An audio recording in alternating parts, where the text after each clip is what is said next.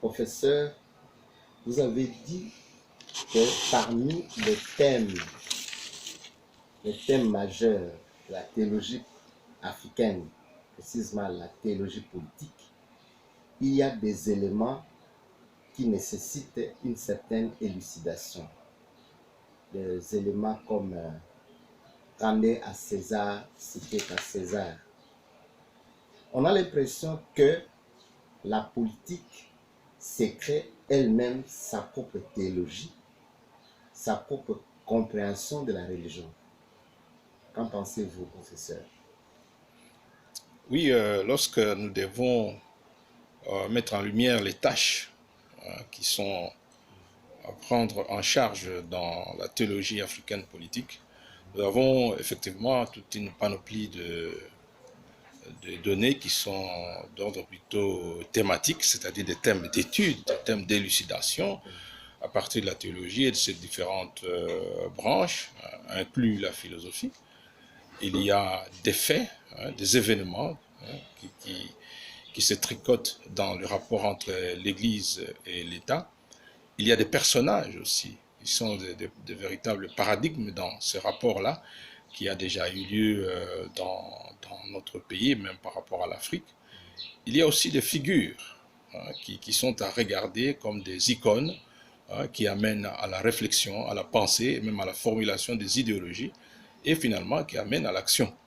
Pour ce qui est des thèmes, il y en a beaucoup. Moi, j'aime toujours aller vers ce qui se vit et qui se dit chaque jour dans le public, parce que c'est en fait le public qui constitue le véritable, c'est l'entendement populaire, l'imaginaire populaire, la vie, les dires, les symboles, n'est-ce pas, qui gèrent les rapports sociaux, qui constituent pour moi un véritable lieu théologique. Je préfère partir de ça comme source, n'est-ce pas, de réflexion, parce que la théologie africaine politique est une théologie contextuelle, c'est une théologie en contexte, qui prend en charge les sensibilités et les expériences de tous les jours. Là-dedans, vous trouvez par exemple une proposition, une idée qui est en train de circuler dans le rapport entre les chrétiens, l'Église et l'État, qui relève de la Bible. On parle de « rendez à César ce qui est à César ». Quand vous regardez un certain nombre de politiciens, enfin des gens qui ont eu de l'influence dans le cours de la vie politique dans notre pays, je veux dire les chefs d'État, vous en trouvez quand même quelques-uns qui ont, de manière assez surprenante, qui ont souvent évoqué, n'est-ce pas, cette expression. Non seulement les chefs d'État, mais aussi d'autres politiciens sur les plateaux de télévision et partout ailleurs, ils reviennent là-dessus.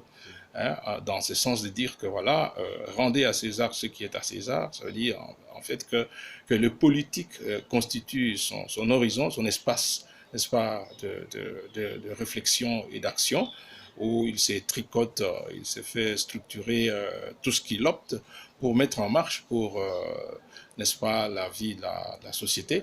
Et donc, c'est une zone cloisonnée dans laquelle, n'est-ce pas, une sorte de no man's land pour l'Église, dans laquelle l'Église n'a rien, n'est-ce pas, à faire, sous peine d'ingérence dans des affaires d'État.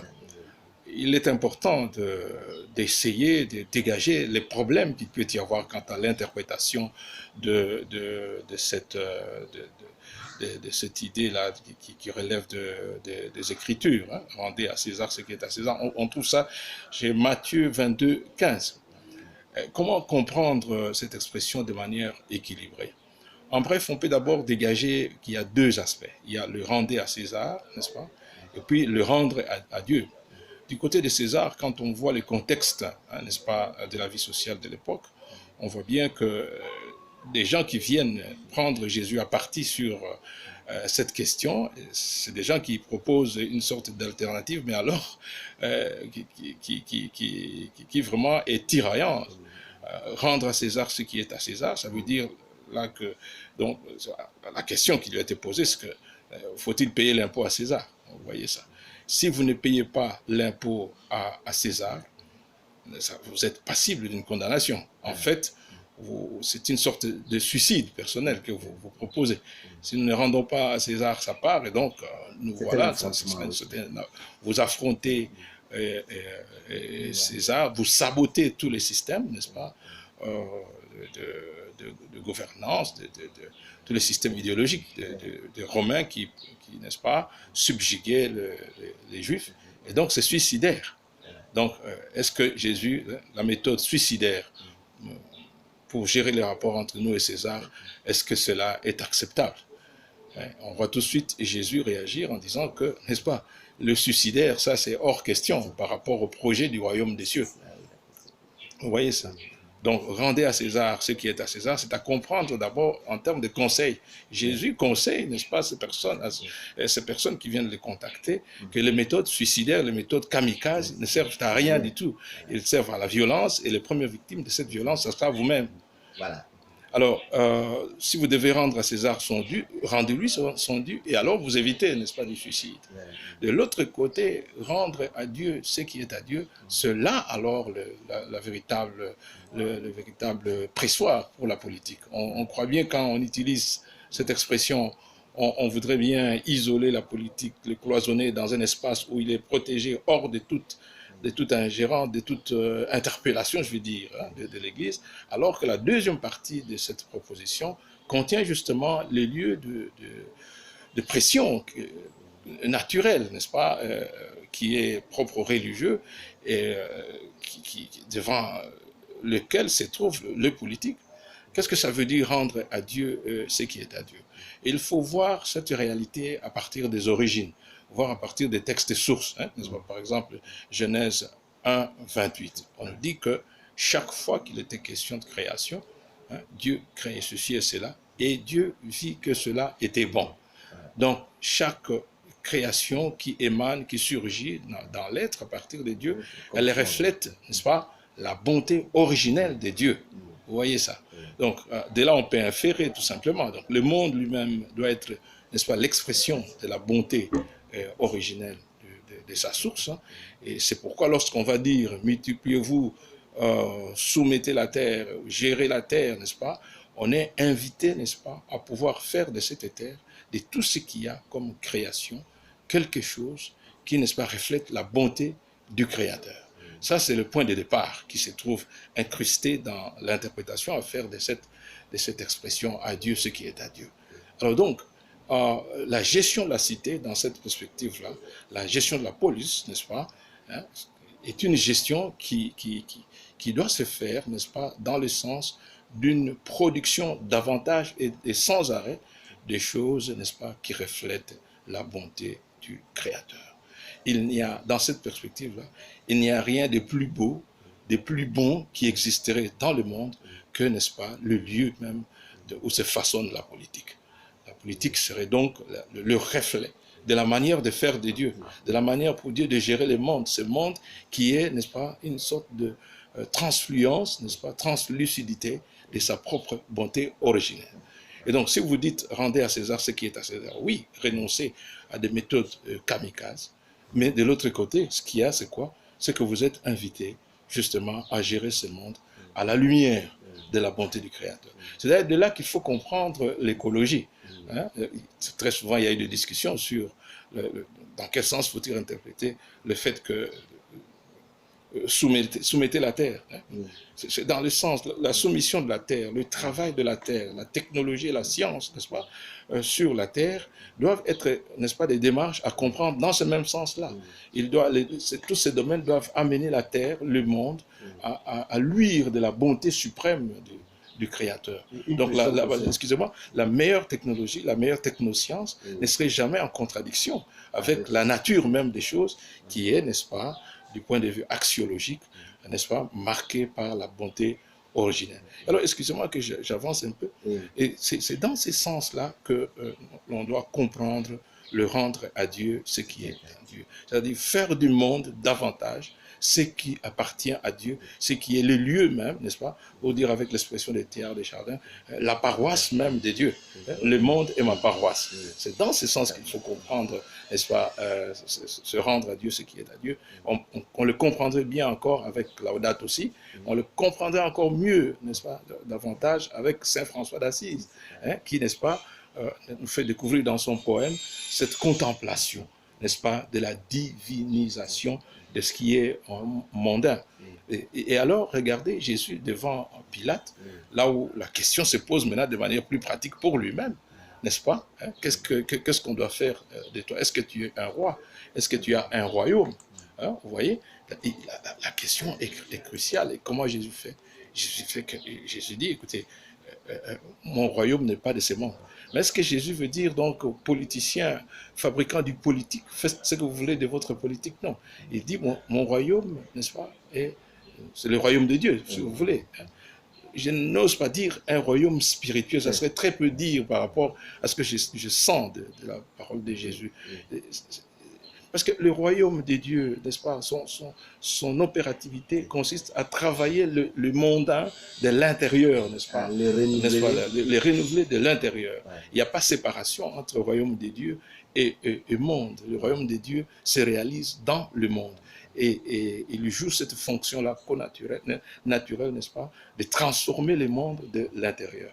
C'est en amenant, n'est-ce pas, en faisant porter le monde par l'amour de Dieu, que cette transformation fait du règne mondain un lieu où il peut faire bon vivre pour tous. Donc, rendre à Dieu ce qui est à Dieu, c'est justement suivre ce que Jésus veut dire par là. Parce que Jésus dit à Pilate, n'est-ce pas, je suis venu pour servir la vérité. C'est quoi? C'est pour faire révéler cette appartenance connaturelle du monde au régime de Dieu, au régime de l'amour de Dieu. Et c'est cette vérité qui échappe. Or, c'est par cela, même par ces lieux, que Jésus est intégrativement un roi. Vous voyez ça? Comment il parle? Est-ce par le mouvement politique ou bien par le mouvement spirituel? Oui, je réponds à cette question en partant du schéma même des Écritures. Oui. Lorsque les disciples sont restés pour former la communauté chrétienne, oui, ils ne forment pas un régime politique pour s'affronter aux Romains. Oui. Au contraire, ils vont prolonger et concrétiser, n'est-ce pas, le sens du monde dans le cœur de Jésus. Oui. C'est créer une communauté où il y a égalité, où il n'y a plus ni subjugant, ni dominant, ni dominé, ni maître, ni esclave. Mais c'est plutôt une communauté où il règne les valeurs évangéliques, la justice, la paix, et, n'est-ce pas, avec à la base l'amour de Dieu. C'est le lieu du travail, n'est-ce pas, de la religion par rapport à la politique. Et lorsque la religion en vient maintenant à déclarer des interpellations par rapport aux politiques, c'est justement dans ce sens-là. Ça veut dire qu'on sent dans la société qu'il se passe des choses qui sont, n'est-ce pas, qui vont dans le sens contraire, n'est-ce pas, des appels intimes, n'est-ce pas, de l'évolution intime, n'est-ce pas, qui est propre au monde en tant qu'il est structuré par les énergies de l'amour de Dieu. Vous voyez, le lieu d'où vient la parole, n'est-ce pas, des Écritures, qui est le lieu, n'est-ce pas, privilégié et source pour la théologie. Et donc la théologie politique, lorsqu'elle prend une parole qui interpelle le politique, ce n'est pas pour concurrencer le politique, n'est-ce pas? Ce n'est pas pour le bouter dehors. La théologie politique n'est pas une rébellion théologique ou une rébellion scientifique. Bien au contraire, c'est une façon d'inviter, n'est-ce pas, le mondain, le politique, à sa source, à se retremper dans sa source, à s'imbiber, n'est-ce pas, des puissances, de la source, c'est-à-dire les puissances de l'amour de Dieu. Donc il n'y a pas une sorte de confrontation, non plus une sorte d'abandon qui est à dériver, n'est-ce pas, du rendre à César ce qui est à César. Bien au contraire, du côté où il est dit qu'il faut rendre ce qui est à César, on ne dit pas, on évite, n'est-ce pas, de créer un monde où ce n'est pas des méthodes kamikazes, des méthodes de mépris, des méthodes d'ignorance, n'est-ce pas, des principes constitutionnels. On évite ça, ce n'est pas ça qui va faire vivre la société. Mais au contraire, on invite de l'autre côté à rendre à Dieu, ça veut dire à concrétiser, à faire venir les énergies de l'amour de Dieu dans ce qui se fait dans le monde. Wow. Et c'est ça le sens de dire. Et par là, alors, le politique se trouve comme coincé, comme compressé, parce qu'on l'amène en les ramenant à regarder les origines et la source même de ce qui est l'objet de sa propre existence, la source de l'objet qui est entre les mains sous sa gestion. eh bien, on les confronte à la vérité même, hein, la même vérité que Jésus, dont Jésus parlait devant Pilate. Alors là, on se retrouve soi-même par ce chemin-là que l'on voulait utiliser comme pour tricher en disant, ah ben enfin, c'est leur chemin spirituel. Ils n'ont qu'à rester dans leur cuisine du spirituel, à la sacristie, et plus jamais toucher à la politique. On remarque que justement, c'est le contraire. C'est par là que l'Église est ramenée au monde et le politique est ramené à l'Église. Et c'est le lieu de la rencontre et du dialogue où il peut y avoir, où chacun est soumis à une obligation de communion et de dialogue. La communion et le dialogue sont ici de véritables principes de communion. Vous avez raison, parce que hier je suivais le film sur la Révolution française. Ouais. Alors, il y a les politiques qui venaient pour calmer les yeux, mais les masses populaires qui sont venus pour détruire la prison de Bastille, ils étaient tellement forts que le maire de la ville a abandonné, il a laissé faire. Donc, comment est-ce que la vérité s'impose? C'est ça. C'est ça. Donc, pour revenir de manière un peu plus pédagogique à cette affirmation de Matthieu 22, 15, le rendre à César ce qui est à César et à Dieu ce qui est à Dieu, n'est-ce pas, ne va pas c'est pas le principe ou le lieu où le politique peut se dédouaner, n'est-ce pas, hein, de ses obligations à écouter les religieux, et le lieu où les religieux seraient à cloisonner dans la sacristie. Non, justement pas. Parce que la deuxième partie de la proposition, elle fait coincer et tous les deux régimes à la fois. Le régime religieux est obligé à continuer à déclarer le monde dans sa vérité même, c'est-à-dire dans sa bonté originelle, hein, à l'image créée à partir des intentions divines, hein, excepté le fait du péché que nous reconnaissons chez nous les catholiques, et tout à la fois, au contraire, le politique est amené dans sa recherche de la vérité, de la justice à appliquer, à comprendre qu'il y a des vérités ultimes, qu'il y a une source ultime pour la justice, qui est comme, n'est-ce pas, le phare qui éclaire toute pratique de la justice dans le monde. Et cette source-là est à regarder plutôt du côté de la religion. Donc, l'expression en question nous impose plutôt de communiquer, de dialoguer, et l'ordre religieux et l'ordre politique, plutôt qu'il n'ouvre une brèche pour que le politique se cloisonne de son côté et que l'Église reste cloisonnée dans la sacristie. Oui. Donc, des thèmes comme ça sont à réinterpréter, à relire, à comprendre en profondeur. C'est le rôle de la théologie politique d'ouvrir les yeux, n'est-ce pas, sur cet espace de neutralité qui est plutôt un espace d'appel au dialogue et de communion, plutôt qu'une sorte de refuge où chacun peut maintenant se dire, moi, on me rappelle que je dois rester à la sacristie, et l'autre dit, non, c'est moi qui suis propriétaire. Hein, vous voyez ça. Le concept de propriété est très, très important à comprendre ici. Lorsque on dit dominer le monde, soumettez-la, travailler la terre, etc.,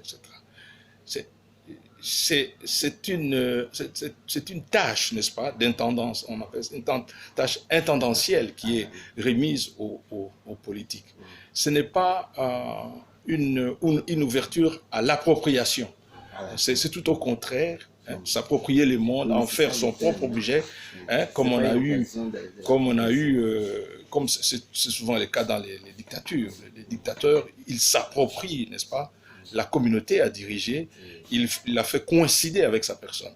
Papa Bo Moko Ekolo Bo Moko.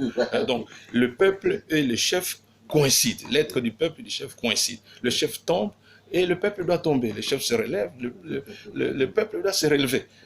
Là c'est l'appropriation. Mais je crois que la mission qui est remise ici, telle qu'on doit la relire à la lumière de la révélation des Écritures, la mission qui est remise à l'homme de gérer la terre, c'est une mission de désappropriation. Au moment même que la terre, la polis, la cité est remise entre les mains d'un dirigeant, il doit comprendre que c'est en ce moment même qu'il doit apprendre à s'en désapproprier. Ce n'est pas sa chose à lui, mais c'est une chose publique. C'est dans ce sens qu'il faut comprendre la République. La République est une chose publique, hein, n'est-ce pas, qu'on gère mais dont la vraie appartenance est le peuple lui-même, en tant que le peuple est la voix de Dieu et le visage de Dieu. Le bien du peuple, c'est le bien de Dieu. Vous voyez ça. J'évite de dire la voix du peuple, c'est la voix de Dieu, parce que c'est aussi un petit peu ambigu. Il faut bien regarder de quoi il s'agit quand on parle du peuple. Mais enfin, je veux dire ici que le bien que l'on fait aux autres, à l'autre, à n'importe qui et, n'est-ce pas, au peuple, c'est un bien que l'on fait à Dieu. Parce que l'autre et le monde appartiennent à Dieu. Donc, le politicien qui doit gérer, n'est-ce pas, les communautés humaines et les individus, n'est-ce pas, en termes de protection de leurs droits, de leurs biens, il doit savoir que sa tâche est une tâche de désappropriation. Donc, appropriation et désappropriation à la fois.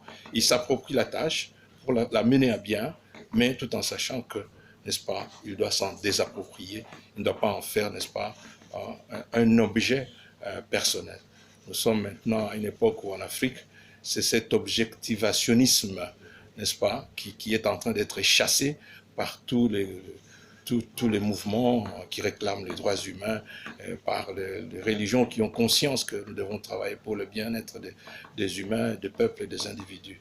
Hein, on a besoin de plus de serviteurs que de maîtres, c'est-à-dire de personnes qui prennent conscience que là où je suis, en matière de politique, je suis un intendant qui doit bien prendre, n'est-ce pas, s'approprier sa tâche, mais tout en se désappropriant, n'est-ce pas, le fruit, tout en s'appauvrissant. Donc la politique devrait être le lieu d'un appauvrissement contre les tendances personnelles égoïstes pour, n'est-ce pas, enrichir le peuple, si vous voulez. C'est ça, c'est dans ce sens qu'on devait comprendre, n'est-ce pas? C'est à ça que devait nous amener cette expression, rendre à César ce qui est à César. Rendre à Dieu, dès qu'on se met du côté de rendre à Dieu, on est amené à comprendre le politique comme un espace de service. Vous voyez ça? Et le service ne peut être considéré comme bien fait, c'est seulement lorsqu'il rend ce monde, n'est-ce pas, extrêmement bien vivable pour tous et pour chacun, ce qui reflète la bonté originelle, n'est-ce pas, du Créateur. Voilà, c'est dans ce sens que je trouve qu'il y a des thèmes qui méritent des approfondissements, des discussions, hein, au lieu de s'en servir pour, n'est-ce pas, se dédouaner des obligations vis-à-vis du peuple, pour justifier certaines idéologies ou certains égoïsmes. Hein, voilà.